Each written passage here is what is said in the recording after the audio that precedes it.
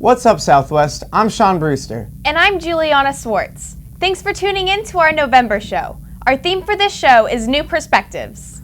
We want to help you take a look at a new angle on some topics that affect us all. First, let's take a look at someone who has truly learned what she is thankful for in the hardest way. While many organizations require your time and dedication, Team in Training, a program created to raise awareness and funds for cancer research, takes this meaning to a whole new level with its 100-mile bike ride, all in support for Anna Oliver. It gets very emotional when you know somebody like that has cancer, because as a human being you really want to do something.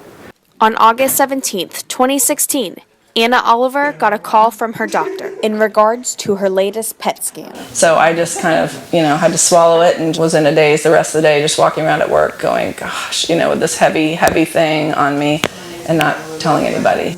Anna was diagnosed with stage 4 non-Hodgkin's lymphoma, treatment beginning with immunotherapy every 3 weeks until cancer-free, then proceeding with tougher protocol. That's when we start the transplant to prevent the cancer from coming back. One of the potential donors being Corbett, Anna's own son. That is daunting. To ask my son to do that, he'll have to miss some school and stuff, poke me, do whatever you have to do to me. I don't care, but how it affects my family is hard. And this hardship titled cancer seemed all too familiar to the Oliver family. The first time around, I was stage 4 and diagnosed when I was 26 weeks pregnant with our youngest, Eliana. After giving birth to a healthy baby girl, Anna was cancer-free and stayed in remission for 8.5 years until being re-diagnosed in 2009. After beating it twice, she remained in remission for another 7 years until her present-day diagnosis, being her 3rd round with what she calls stupid cancer. It's definitely stupid and it's evil and all those things. We all get through things and we are different people and stronger people for it. So I think that they are definitely stronger kiddos. While she's going through this, she is remaining positive, and we are able to do that as well. Knowing that my problems are so little compared to what my mom's going through, or just any number of other people, that helps me ground myself when I'm really stressed out. It's this alternate mindset that keeps the family seeking light in a time of darkness, along with help from the outside community. Anyone that we have known and had any relationship with, they are doing anything and everything to help us. We have gotten so much support, it's unreal. My suggestion and challenge to you is, even if you don't know somebody, to get involved. And it's this involvement with people like Brian that has helped the Oliver family through these tough times. For Brian, he joined Team in Training to support Anna. But here at Southwest, Relay for Life and Hoops for Hope are perfect opportunities to lend a hand out to those in need. You don't have to be a certain age to get involved. Maybe I wouldn't be here or not if somebody didn't put in the time and make the money to change treatments for patients like me. A big hope for Relay for Life is just people see the impact that they are making. Because when individuals work together for a greater cause, they have the power to change the world. So whether it's Relay for Life or simply being there for someone else, reaching out and helping others is a simple gesture that leaves a remarkable imprint.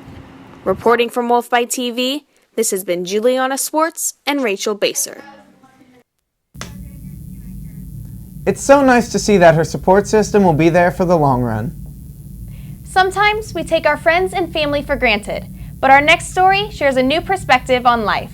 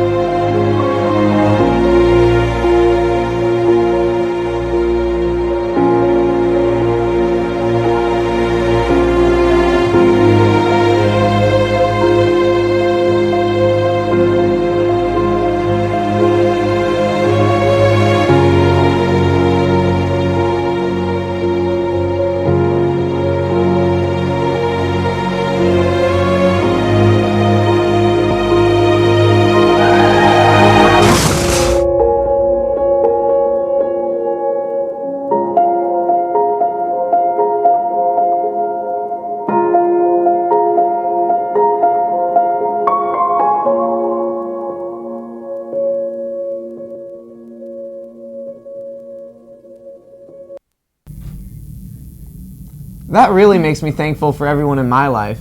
Another thing I'm thankful for is our furry friends. But if you aren't ready to adopt a dog, our next story shows a new way to be around them.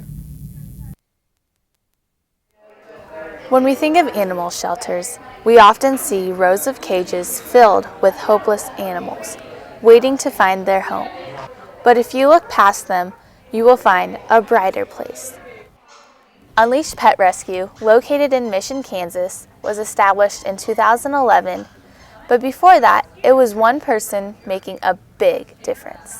It was started out of my garage, and we had just a couple of dogs then and a couple of foster homes, and saw online that Kansas City, Missouri Animal Shelter was killing a bunch of dogs. So I decided to go to an event, and I saw a couple of dogs from the KCMO shelter there, and that was it. We rescued one of them, and I started Unleashed. With rescuing about 5,000 pets a year, a lot of hands are needed to keep them on their paws. We have foster homes. We have a lot of foster homes at all times. Unleashed provides you with a dog or cat to take home and look after for 2 to 4 weeks at a time. There are always dogs there that need a home or need a foster, so they give you everything you need to foster with. Sometimes we gotta pee. If they don't want a cat, but they want to have like a cat in their house, they should foster. The thought of adopting an animal can be very nerve-wracking, but Unleashed gives you the same experience through an unfamiliar perspective.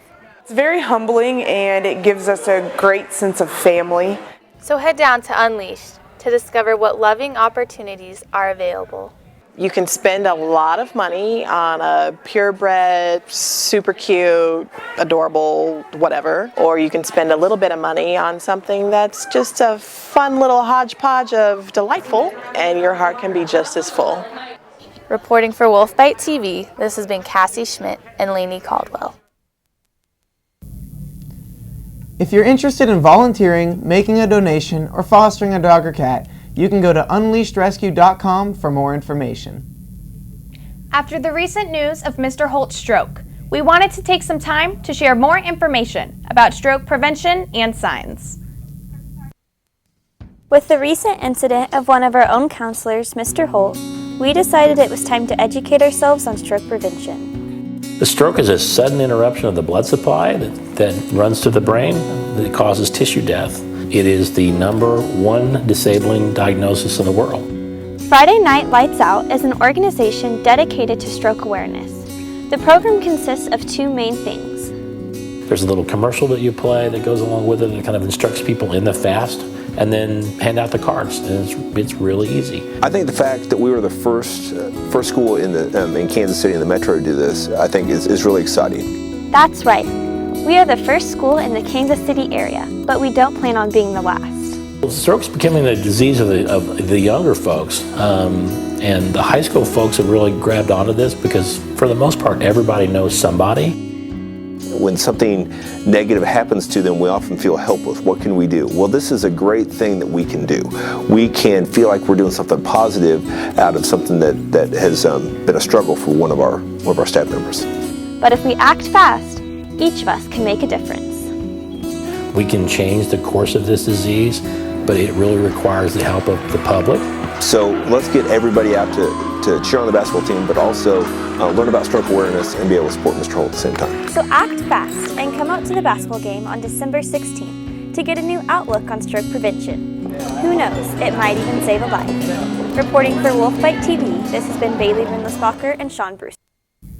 Mr. Holt is doing well and is in rehab. For updates from his family, you can go to their Caring Bridge page at caringbridge.org/visit/Tom Holt. It's so good to hear Mr. Holt is working hard towards fully recovering. Up next, we have a unique story about a freshman that took a new approach to her unique sport. But before that, we're going to take a quick visit to Morris Elementary to see just what Thanksgiving means to some kindergartners. What's Thanksgiving? The things that you love. A place. It's a time when you can so have fun. A day, like you eat stuff.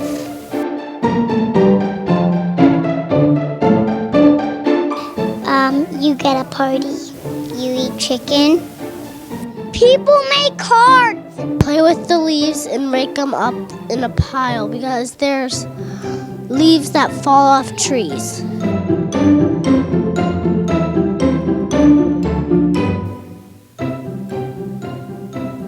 I don't know. Is it October, November, or December? December? Fall. January 3rd.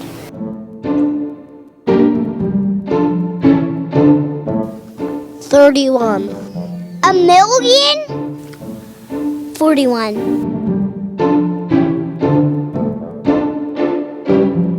I don't like a chicken. Corn. Green beans. It tastes icky. What's your face when you eat turkey that's gross?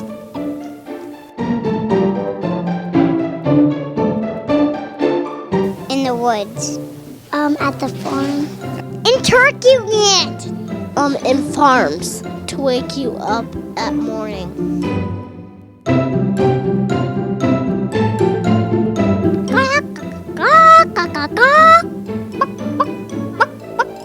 Cockle-doo. This is McKenna. Arian Sanvi. Owen Oliver. Reporting by Wolfbyte TV.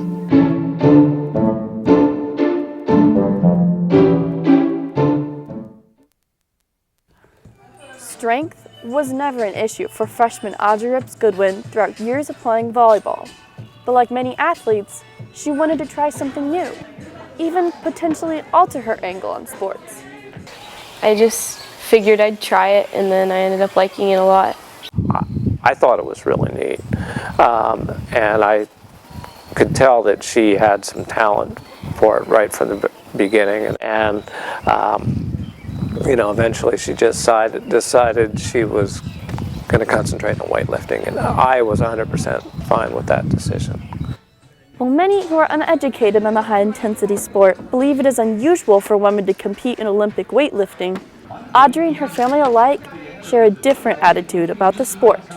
It's changed a lot. When I was first growing up, I didn't want to lift weights for 2 years. The coach kept asking me, and my 2 younger brothers lifted, and I just kept saying, girls don't lift weights, I'm not going to lift. But definitely it's different than what the norm used to be for girls in weightlifting. Like, to me, it's just normal because just as many girls, like at youth nationals this summer, there was more girls than guys lifting, but to the average person, they're like, oh, girls lift weights, that's weird. And through rigorous training and dedication, she never let the norms of weightlifting define her own success. I think Audrey's motivation and drive comes from within. She's one that won't ever give up, and so if she misses a lift, she's going to come back and try to make it again. And as a result of her commitment, Audrey is currently on track to be nationally recognized as the strongest 14-15-year-old girl in the country at the start of 2017. It doesn't matter what you're passionate about or excel at, because like Audrey, if you have the right mindset, you can break through limits and set the new standard for yourself. Reporting for Wolfbyte TV, this has been Quinlan LaFawn and Lauren. Audrey is really changing the mindset that only boys can participate in weightlifting. Way to go! With Audrey's journey, she has lots of people around her supporting her constantly. Up next, we took to the halls to see what some of you T-Wolves were thankful for. With Thanksgiving just around the corner, we decided to ask you T-Wolves what you're thankful for this holiday season. Thankful for my family and Coach P. I'm thankful for all my friends and the time we get to spend together. I'm thankful for the fact that Donald Trump's going to be our next president. I'm thankful for all my friends and my family and my house and all privileges. We're thankful for Pirates Booty. I'm thankful for headbands. I'm thankful for my friends. I'm thankful for my family. I'm thankful for my mom. I'm thankful for makeup. I'm thankful for my friends and family. I'm thankful for my dog. I'm thankful for my family. I'm thankful for my friends. I'm thankful for football. For my family and my cray-cray friends. I'm thankful for Conrad Marshall. I'm thankful for being a ginger. I'm thankful for family and friends who support and care about me.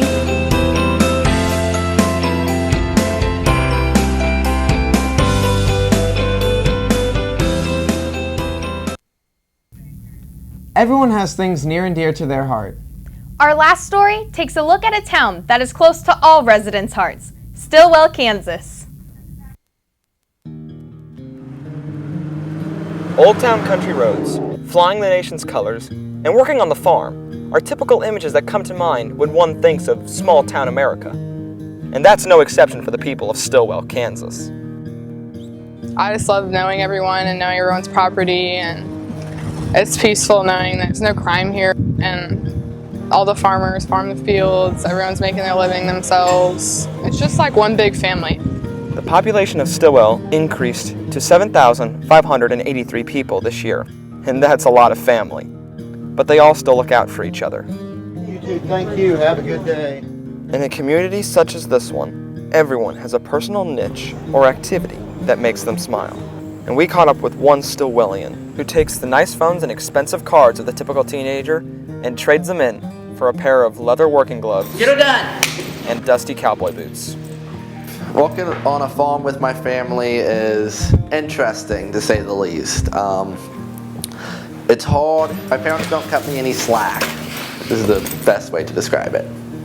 And because of all the hard work and determination, Matt's attitude has allowed him to step up for his family, and never was that needed more when tragedy struck his mother out in the pasture one day. This happened when I was in like 7th grade. It was a freak accident. Something kind of spooked the horse. She ended up coming off and falling straight down and landing on her head. She couldn't drive, couldn't cook. It took over a year for her to get back to riding about as much as she was. She's not even yet back to 100%. And just like any other member of Stillwell, when adversity comes swinging, the Tollicks put their heads down and hit back. And that's nothing unique, because in small-town America, everyone has a job, even the barn cats. Reporting from Wolfbyte TV, this has been Brock Putnam with Alex Giannino. It's so nice to see a community providing such a great family aspect for others. Well, T-Wolves, it's that sad time of the day, the end of the show. Be sure to follow us on Twitter at Wolfbyte TV and watch past shows at BVSWnews.com. And be sure to DM us on Twitter with ideas and comments about the show. Until next time, stay classy, Southwest. Catch you later, T-Wolves.